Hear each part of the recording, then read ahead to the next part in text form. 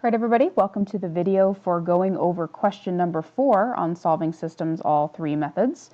So first I want to take a look at the system and notice that the first one is in y equals mx plus b form, or y is already alone, and the second equation is in standard form, or a variable is not alone. So when you see something in this format, my gut tells me that the best way to start it would be substitution, because we already know that y is equal to negative 3/2 x plus 1, so we could replace that directly in for y. So my first method is going to be substitution. No matter where you started it, I mean, if you did it a different place first, that's perfectly fine, but I started there. So I'm going to recopy it down here. Y equals negative 3/2 x plus 1 and negative 7x minus 4y equals negative 6. So now to show my work here. So I know that y is equal to negative 3/2 plus 1. So in the second equation, instead of y, I'm going to replace that completely with negative 3/2 x plus 1 so that this equation can completely be in terms of just x. Here's what I mean by that. Instead of y, I'm going to plug in negative 3/2 x plus 1, and that is still equal to negative 6. So now notice, we only have x's in the problem. Here, though, is where we need to be careful with our signs. We have a negative 7x in front, negative times negative, a positive, 4 times 3 is 12, 1 times 2 is 2, so this initially is 12 over 2x plus negative 4. I could have just written that as minus 4 equals negative 6. So now we have negative 7x plus, this reduces to 6x. I'm just going to write this as minus 4 now equals negative 6. If I continue to combine like terms, I would have negative 1x minus 4 equals negative 6. Add the 4 to both sides. Negative 1x equals negative 2. So that means x equals positive 2 if divided by negative 1. If I come next to the problem, my goal, just like problem 3, is to find y. So I am going to use the equation that's already solved for y. Yes, there's fractions, but it's not that bad. I'm going to take this x, though, and replace it with 2. So this is really 2 over 1. So these 2's cross out. So you have y equals negative 3 plus 1. So y equals negative 2. So based on substitution, I'm thinking that my answer is going to be 2, negative 2. Just to make sure, though, we can do it 2 other ways to see if we get the same thing. So if I come back up to the top in the same order, and I'm going to do graphing next, this one is already in a graphing format. So I'm going to start at positive 1, then I'm going to go down 1, 2, 3 over 2, 1, 2, 3 over 2, and I could even go up 1, 2, 3 left 2 if you want a couple more on this side.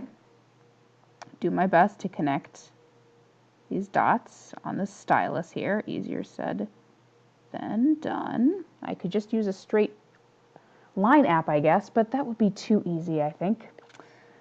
This second equation, let me get it into slope-intercept form. So if I add my 7x, get negative 4y equals 7x minus 6. Then if I divide by negative 4, I would get y equals negative 7/4 x plus, because it's negative over negative, plus 6/4. Now, if I divide 6 divided by 4, that is really 1.5. So as you can see, this is not an ideal problem for graphing. But I'm thinking, based on substitution, that my answer should be 2, negative 2. So let's see what happens if I do my best to graph this. I'm going to start up 1.5, so here-ish. And then from there, I'm going to go down 7, so I'm going to stick in between. 1, 2, 3, 4, 5, 6, 7. Then I'm going to go over 4. 1, 2, 3, 4. So if I connect my 2 red dots, it's going to be a little tricky because these lines are very close together. But if I connect my 2 red dots to the best of my ability here, I'm going to look to see if the answer that I got, 2, -2, is plausible. And if I look at my two lines and I look at the point 2, -2, it does seem reasonable that they could intersect there. So for now, I'm going to say that I agree with my substitution answer and that my graphing answer should also be 2, -2. But just to make 100% sure, let me do this problem one more time with elimination. And so down here, I'm going to copy down the original two equations one more time. It's important for you to know how to do all three, especially for future math classes, because you need to be able to look at something and do it any way the teacher asks you. So it is very important to be flexible in your thinking here. So if you look at these two equations, these are not currently set up for elimination. We need the x's to line up, the y's to line up, and then the numbers. So this first equation, if I instead, let me rewrite it over here so you can see what I'm doing. If I move the 3/2 to the other side and just do that by adding,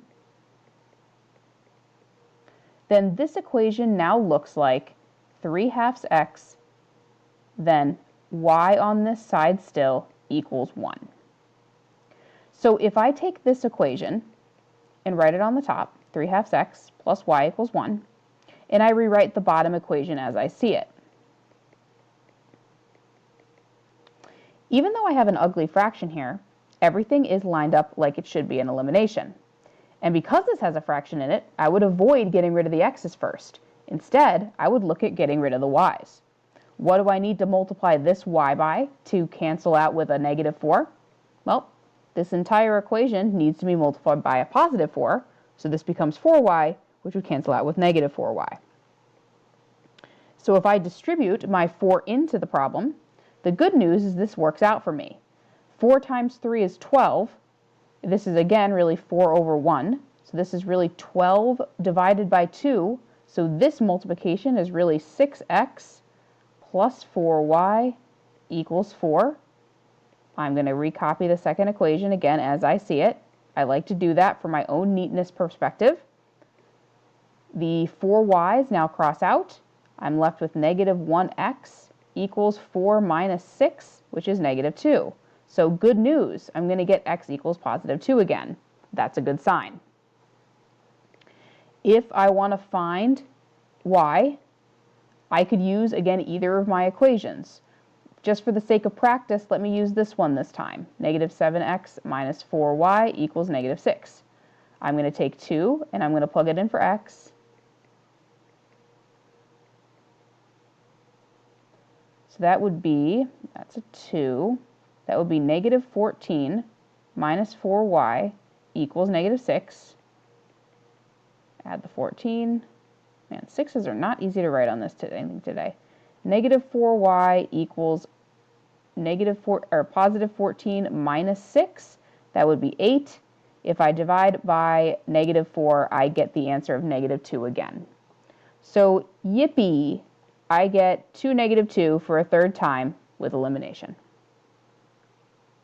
Again, just like the last video, if you would like to re-watch how I did this elimination now that you've written it down, if you had a question, if you want to re-watch and re-listen to me explain it again, you're more than welcome to do so. So please do what is best for you.